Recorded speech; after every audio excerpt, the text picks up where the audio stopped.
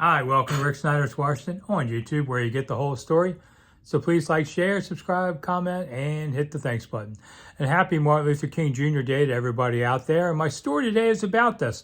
About 20 years ago on an MLK Day, Washington Wizards typically play a matinee on MLK Day. And I was in the press room. Yes, I did cover things before the Commanders. I covered every team in this town at some point. But about 20 years ago, I was talking to two young reporters about MLK and what it was like when he came to Washington. And suddenly I noticed around the room and everybody was listening. It was mostly young reporters. And they were like, finally they came up, "You were alive when MLK was here?"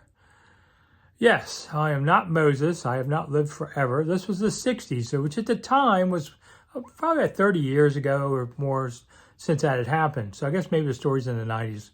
Anyway, I just kind of felt like, wow, what a generation gap. Now, this was like 30 years ago.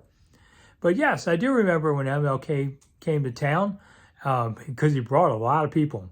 In the 60s in Washington, whew, man, they had all kind of stuff going on. You had the Vietnam War protests that could bring a legit million people to town.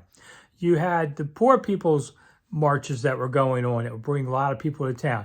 Equal rights for women brought a lot of people to town. And Martin Luther King Jr., he often brought a lot for equal rights for people of all colors.